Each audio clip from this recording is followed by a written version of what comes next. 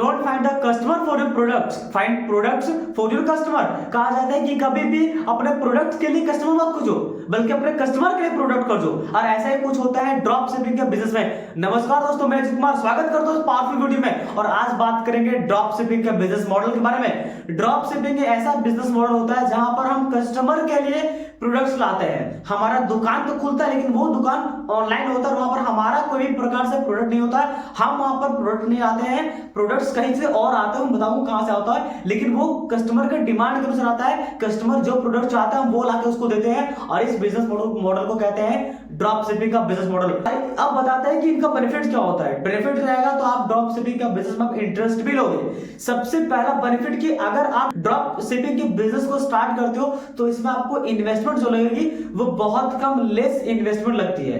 Second benefit इसमें ये होता है कि आप इसे कहीं से भी स्टार्ट कर सकते हो, इसको ऑपरेट आप एनीवेयर, कहीं से भी ऑपरेट कर सकते हो। थर्ड बेनिफिट इसमें ये होता है कि आपको कन्वीनियंस नहीं करना पड़ता किसके बीच में, सप्लायर्स के बीच में और ड्रॉप शिपर्स के बीच में। ये दोनों बीच में आपको कभी भी टेंशन लेने की जरूरत नहीं पड़ता, वो दोनों अपने आप डील करते हैं। आपको बस हैंडल करना पड़ता है अपने वेबसाइट को, अपने ऑनलाइन की दुकान को जो है वो हैंडल करना पड़ता है। अगला बेनिफिट इसका ये कि आप इसको कहीं से भी स्केल कर सकते हो। और आपको पता होगा जो चीजें आज ऑनलाइन पे है उनको स्केल करना बहुत इजी हो चुकी है। अगर आपके पास, अगर आप दुकान चला रहे हो अगल बगल, तो आप स्केल कर पा रहे हो अपने आजू बाजू, अपने अगल बगल के आस पड़ोस में ही। लेकिन जब आपका दुकान ऑनलाइन आता है तो आप अच्छे जानते हो कि उस दुकान को स्केल करना कितनी बड़ी बात होती है। उसके बाद आपके पास ये बेनिफिट होता है कि आप वहां पर, आपके जो ऑनलाइन दुकान है वहां पर आप बिना रिस्क से आप नए प्रोडक्ट्स को सामने वाले को जो है वो दिखा सकते हो। यहां पर क्या होता है, दुकानों में अगर आप कस्टमर के बिना बताए अगर कोई प्रोडक्ट लॉन्च करते हो, कोई प्रोडक्ट लाते हो अपने दुकान पे, तो होता है क्या है कि कस्टमर खरीदे ना खरीदे, नहीं खरीदेगा तो स्टॉक में बचा रह जाएगा, दुकान में इन्वेंटरी में लगा रहता है। लेकिन आप ऑनलाइन पे डिजिटली दिखा सकते हो कि हमने ये नया प्रोडक्ट लाया है, तो किसी को लगेगा अच्छा तो परचेज कर लेगा। तो यहाँ पर रिस्क नहीं होता कि हमारा प्रोडक्ट जो है वो यहाँ पर धरा हुआ है। अब बात करते हैं कि how to start a drop shipping business, को कैसे स्टार्ट कर सकते हैं इसके बारे में बात करेंगे। बिजनेस स्टार्ट करना तो सबसे पहले कि प्रोडक्ट हमारे पास कौन से ये बहुत बड़ी बात होती है। प्रोडक्ट ही तो मैंने दोनों बेचेंगे क्या, तो प्रोडक्ट की सिलेक्शन करने के लिए हमें एक बात का ध्यान रखनी है कि प्रोडक्ट को सिलेक्शन करने के लिए हमें गूगल ट्रेंड का यूज करना होगा। गूगल ट्रेंड क्या होता है?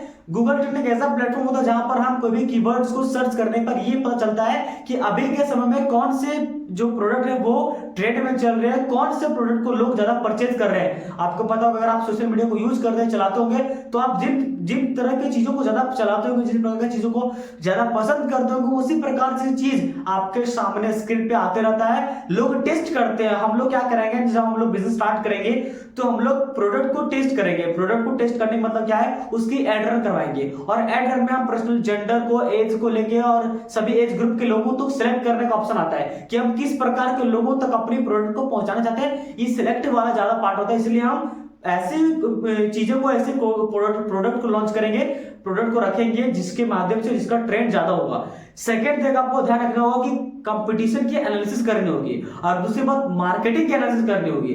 कंपटीशन वाले क्या कर रहे हैं और वो किस तरीके से मार्केटिंग कर रहे हैं, हमें उनका भी ध्यान रखना होगा। इसके लिए आप ओबेरलो, एक प्लेटफॉर्म होता है, ओबेरलो से आप सर्च कर सकते हो कि कौन सा जो कंपटीटर है वो किस प्रकार की चीजों को पोस्ट कर रहा है। इसके बाद, इसके साथ ही आप ये कर सकते हो कि जो आपका कंपटीटर रहेगा उसकी वेबसाइट पे या फिर उसके प्रोफाइल पे आप जाकर चेक कर सकते हो कि वो किस प्रकार की चीजों को पोस्ट कर रहा है और लोग किस पे क्या कमेंट कर रहे हैं। इस तरीके से वहां पर थोड़ा बहुत हम लोग को आइडिया मिल जाएगा कि नहीं, हाँ इसके हमारे जो कंपटीटर है तो इनके इस प्रोडक्ट पे ज्यादा रीच आ रही है, इस प्रोडक्ट की सेल ज्यादा हो रही है, तो इससे हम लोग को आइडिया आ जाएगा। थर्ड पॉइंट आपको ध्यान देना पड़ेगा कि आपको एक सप्लायर ढूंढना पड़ेगा। इसका मतलब आपको ओबेरलो यहां से भी प्लेटफॉर्म दे देगा। ओबेरलो आपको सर्च करना है कि सप्लायर के लिए जो है वो आपको सर्च करेंगे तो आपको मिल जाएगा। तो 4-5 सप्लायर आपको खोजिए, उसमें से 1-2 के साथ जो जिनसे इंपॉर्टेंट क्वेश्चन करिएगा, जो आपको लगेगा बात से क्या ये दोनों कर सकते हैं, तो 1-2 के साथ डील करिए और उनसे बोलिए कि हमें ये प्रोडक्ट जो है सर्विस करके दीजिए। तो आपको ये पता चलेगा कि नहीं, वो जो सप्लायर है वो कितना जल्दी से, कितना कम समय में और अच्छी क्वालिटी की जो है वो चीजें सप्लाई कर रहा है, तो उसके साथ आप काम स्टार्ट कर सकते हो। तो आपको सप्लायर भी चाहिए जो जिनके पास सारे प्रोडक्ट होते हैं।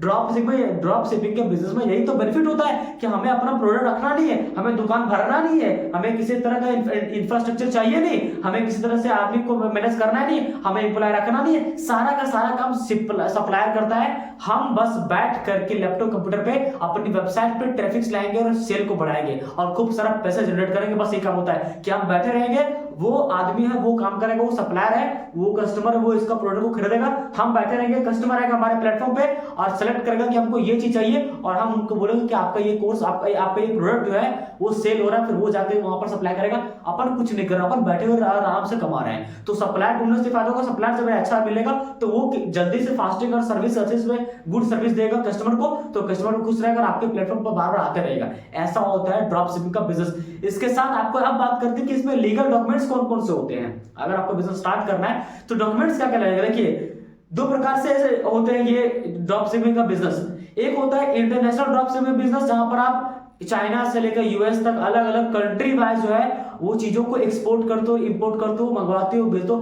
अपन घर में बैठा हुआ है, हम घर बैठे हुए, लेकिन क्या कर रहे हैं, दो कंपनी के दो प्रोडक्ट को एक दूसरे जगह भेज रहे हैं, वो दोनों आपस में लेन देन कर रहे हैं, लेकिन जनरेट पैसा हम कर रहे हैं। तो यहाँ पर आपको कोई भी प्रकार के रजिस्ट्रेशन की जरूरत नहीं पड़ती, आपको बस पेपर का अकाउंट से ही जहां से आप पैसे को जो है वो लेन देन कर सकते हो, अपनी पेमेंट को ले सकते हो। लेकिन अगर आपको इस चीज को इंडिया में जो है वो कंटिन्यू करना है, चलाना है ड्रॉप शिपिंग बिजनेस को, तो यहाँ पर आपको रजिस्ट्रेशन और जीएसटी एकदम मस्ट हो गए। इसके साथ अगर बजट की बात करेंगे सर कितना खर्चा आएगा चीज को करने में, तो बजट आपका लगेगा सिर्फ एक वेबसाइट बनाने में और उस वेबसाइट को मैनेज करने के लिए, और आपके वेबसाइट पे जो सारी दुकानें हैं, जो सारे सामान जो शो होती है ना, वो किन किन लोगों तक पहुंचाना है, इसके लिए आपको एडवर्टाइजमेंट करनी पड़ती है, एड रन करवाने पड़ते हैं, उसका कॉस्ट कुछ आता है। तो मेन एक वेबसाइट बनाने का खर्च जो आपका आता है, उसके बाद आपको कंटिन्यू करने के लिए उस पर आपको एड रन करवाना पड़ता है, अलग अलग डेली का कुछ बजट 200-400 करके बजट डालिए, उसके बाद वो ऐड जाता है लोगों के पास और लोग देखते हैं आपकी वेबसाइट को, कहा ये चीज अभी ट्रेंड में चल रहा है, ये सब चीज आपके वेबसाइट पर शो करेगी, तब लोगों को पसंद आएगा तो वो क्लिक करके पे कर सकते हैं, वहां से परचेज कर सकते हैं। तो उम्मीद करते हैं वीडियो आपको अच्छा लगा होगा। तो इसी तरह के वीडियो पाने के लिए हमारे चैनल को सब्सक्राइब करें। आपसे बेगा प्रेम करूं, बहुत बहुत धन्यवाद।